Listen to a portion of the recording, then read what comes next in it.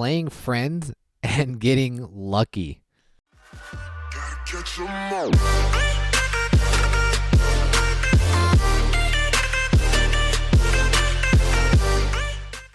What's good? It's your boy Rico. Welcome back to another episode of Pokemon Duel. The team match event is upon us.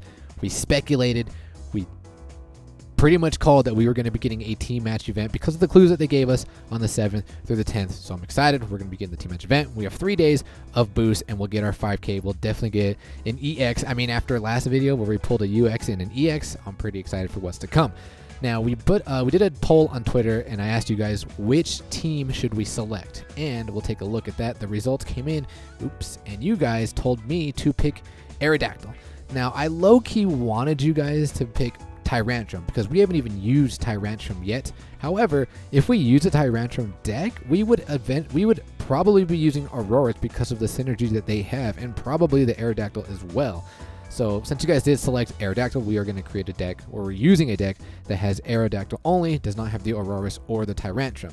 Now here's the rewards that we're going to be having. It starts tomorrow. The main ones you guys want to look at is the Restore. We're going to be getting the Restore plate at 300 points, and we're going to be getting the rare Aerodactyl at 600 points. Aerodactyl, it was already free, so a lot of people, if not everyone, has the rare Aerodactyl. I think it's just a good addition.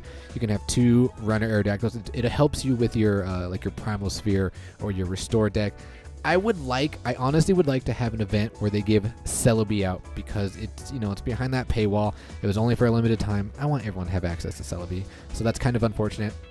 And then the last one is the EX Cube, which is at 1,400 points. I swear that fluctuates between 13 and 14 and maybe 12. I don't know. I swear it changes every team match event. It probably doesn't. I just don't really pay attention. But these are the rewards that we're going to be getting. So looking forward to playing the team match event. The problem is it starts tomorrow, Saturday, Sunday.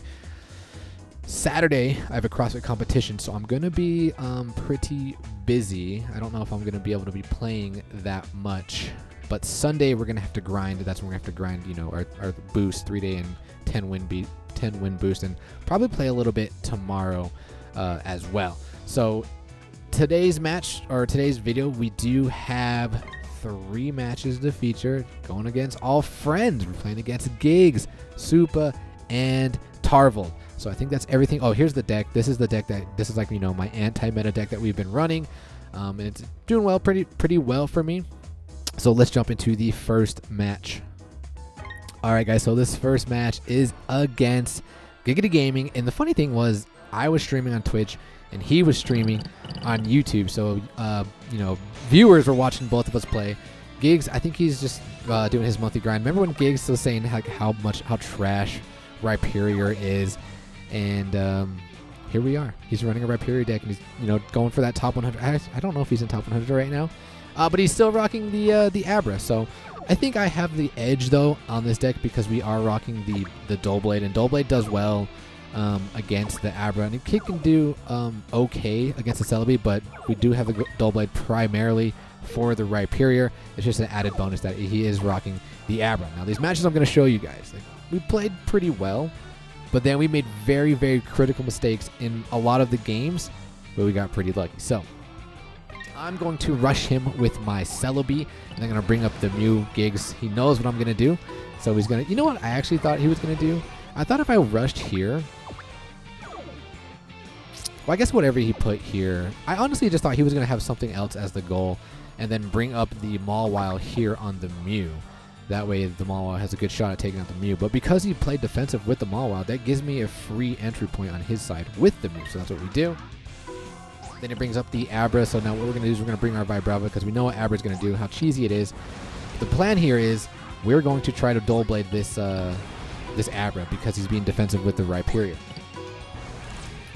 So we're going to Grass Speed here. I see him bringing on the Dominus. I know he's going to come over here, but I don't want to get Moon Guy, so that's why we're going to play the Grass Sphere. And what I noticed on Gigs' deck, like here, I have a couple options here. What I want to do, this thing we want to attack into with our Necrozma because he's not rocking the Grass Sphere. He's still rocking the good old Giggity counterattack, which Gigs, he doesn't like when I say this, get rid of the counterattack, but I think the the grass sphere is way more beneficial, especially where you're at in Elo, because a lot of players are smart. I don't know, you probably cheese some players in counterattack, but I just think the grass sphere is more beneficial because of the amount of Dawn Wings and Steelixes, who Showtime says that Steelix is the best figure in the game, which I completely disagree. I think that it's 100% Celebi.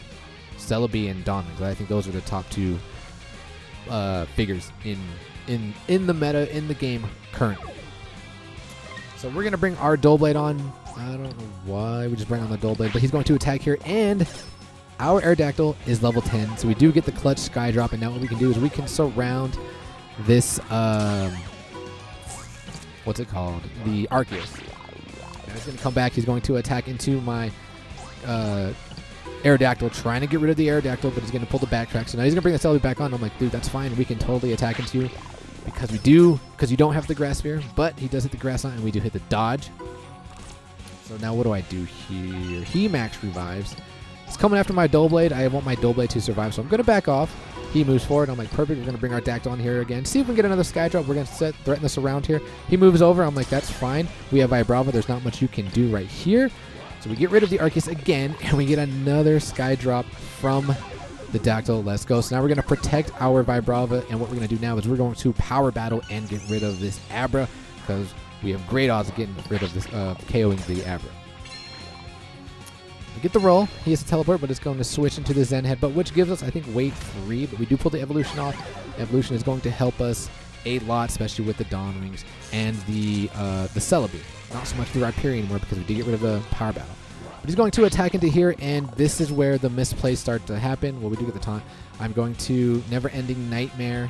We're going to get rid of the Mawile, and now he's going to have to be defensive here with his Celebi, and then we're going to take the entry point with our Celebi. So things are doing pretty well. He covers up goal. I take entry point. Now this is where we start to misplay.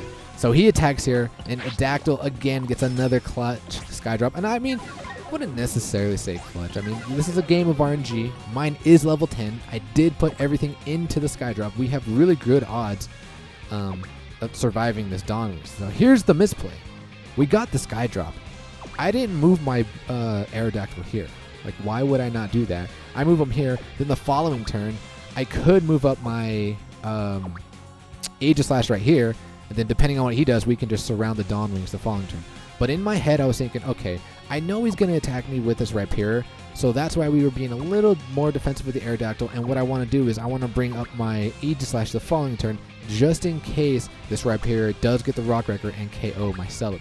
So that's why we made that play. It's kind of debatable. Do you think we should have surrounded the Dawn Wings, or do you think it's okay what we're doing here? So we move up.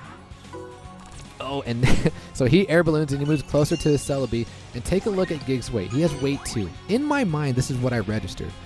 I was like, okay, what we're going to do is we're going to change forms. We're going to move right here. We're going to attack the Celebi from range.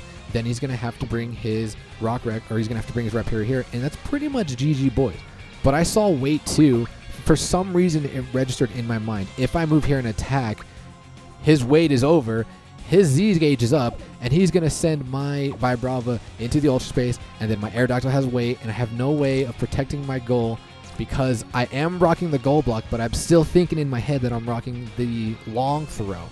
But I totally neglected the fact that even if he does move next to my Vibrava, he can't attack the following turn because of my ability. So I make a huge misplay here, and I change forms, and I attack.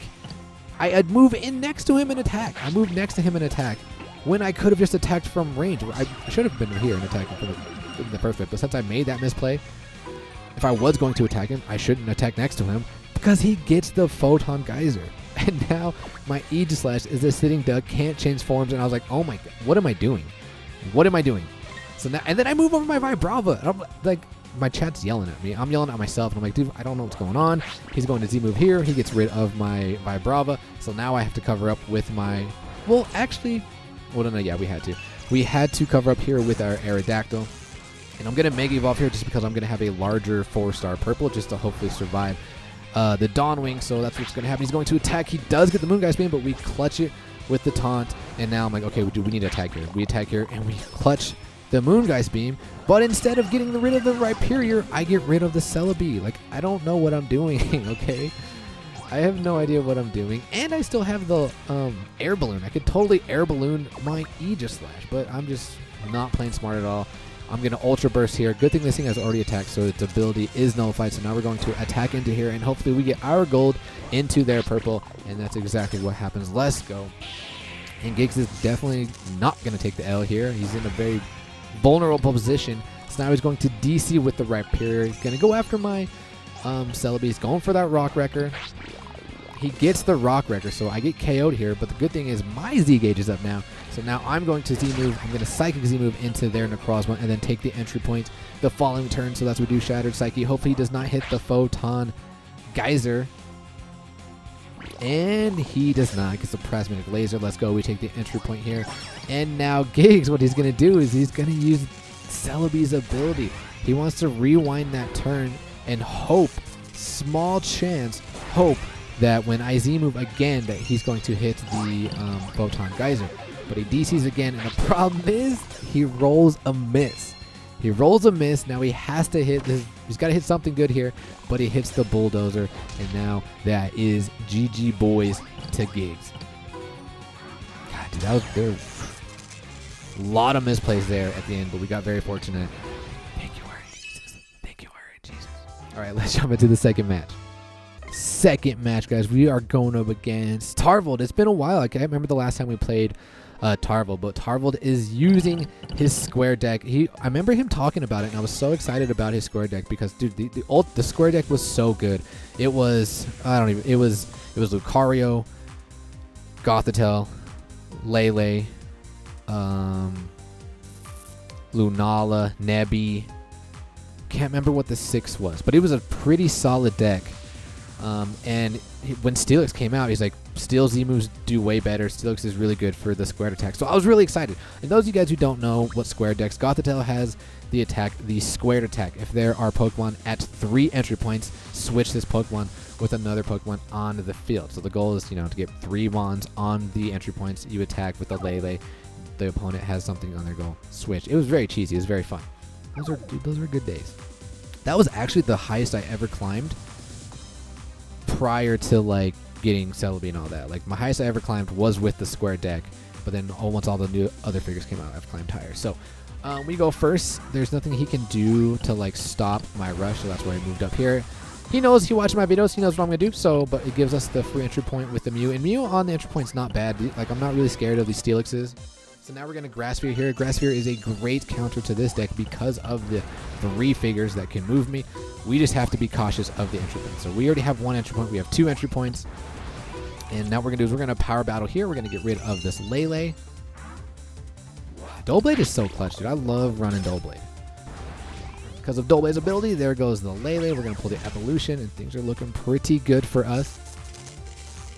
And I did that because I knew he had the long throw, and I was like, I don't care if he long throws and gets rid of my Mew. I was more concerned about getting my my Doublade or my Aegislash on the board. So now we're going to hop over with the Celebi. We're going to attack into here because we are pretty safe. But what I saw was interesting here was when I first attacked, I was like, whoa, why did his Photon Geyser look so big? He's going to play his Grass Sphere now, but take a look at his Dawn Wings. Level 10 Chain 10, and you put everything into the Photon Geyser, and I like it. Photon Geyser is a really good attack because it negates your abilities. So I was super excited when I saw this. I was like, oh, okay, I like this. But what we're doing is we're going to change forms here, and what do I do here? I attack the Dawn Wings, I think? Yes, we attack the Dawn Wings. We don't get the roll there, but that's okay. We're not in that much trouble here. And again, I'm playing very, these Steelixes are the threat. We need to get rid of these Steelix. So I'm playing the way I'm playing because in my mind, I'm like, I have long throw. We have the Vibrava. You come here, you're going to get surrounded. Well, I keep forgetting to switch the goal block for the long throw. And once that happened, I was like, oh, okay. So that's what we're actually going to do is we are going in Tectonic Rage. We're definitely going to get rid of this thing because we do not want to get cheesed here. And he's not rocking the Max Revive. I don't know why he did this play. I think he was just trying to cycle his Mons back on, trying to get his Lele and the Gothitelle. So I was like, okay, that's fine. So now we're going to change forms. We're going to take the entry point here. But what we want to do is we want to change forms and attack the Celebi the following turn. But his Z gauge is up, so now he's going to Tectonic Rage. He's going to get rid of my Celebi.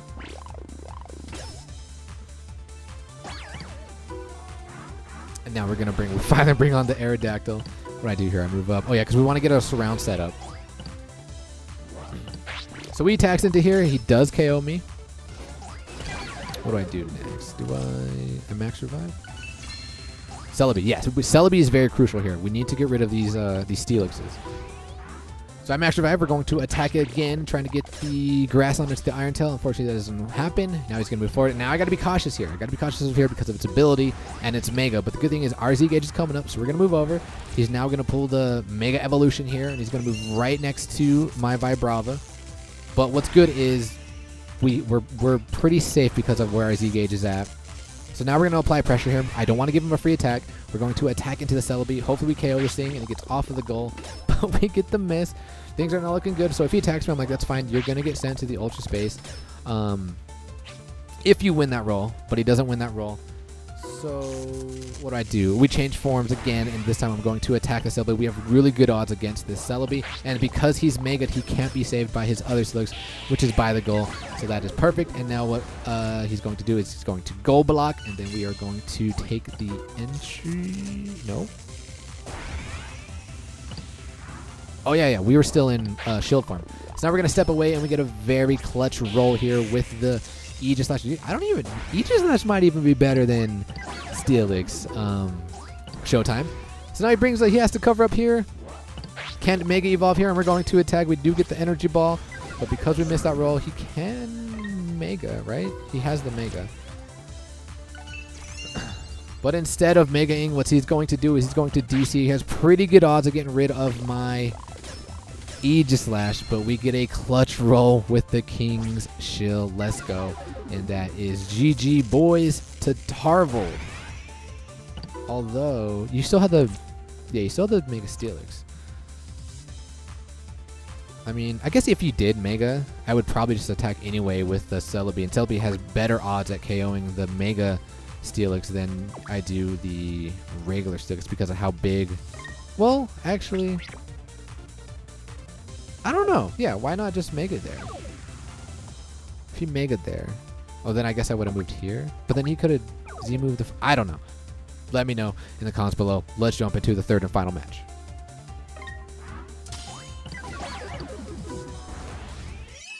All right, guys. Last and final match comes against Supa.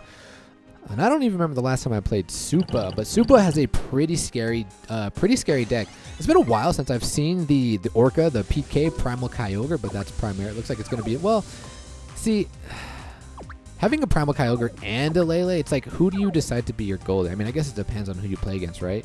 But if I try to rock these two, it'd be two. I mean, there's times where I've played decks that have kind of like a two goalies, and I don't know, it just gets confusing to me and I don't like it. But the Lele with the double Dawn Wings. So we have two Dawn Wings that we gotta worry about with a 3-star Moongeist Beam and Photon Geyser. So this deck is pretty scary. He is rocking the Scoop double Ultra Burst.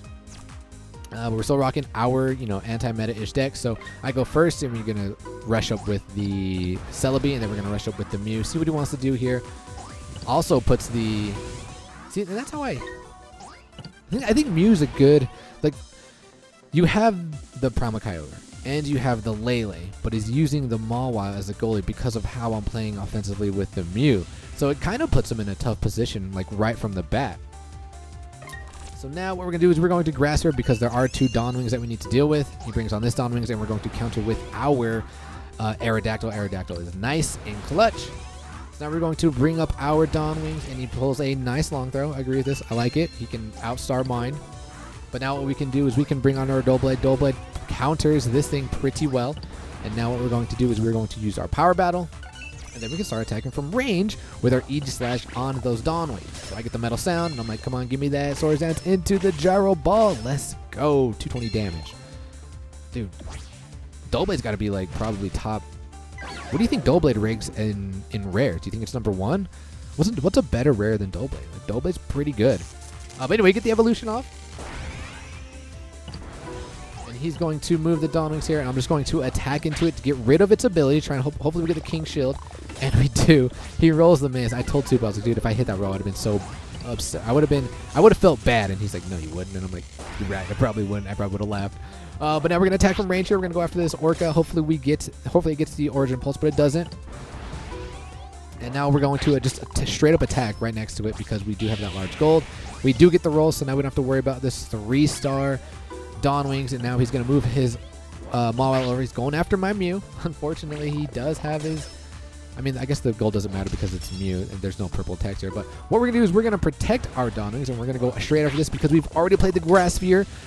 We don't get the roll we want. He does hit the Moongrass Beam, but it's not going to affect us in any way.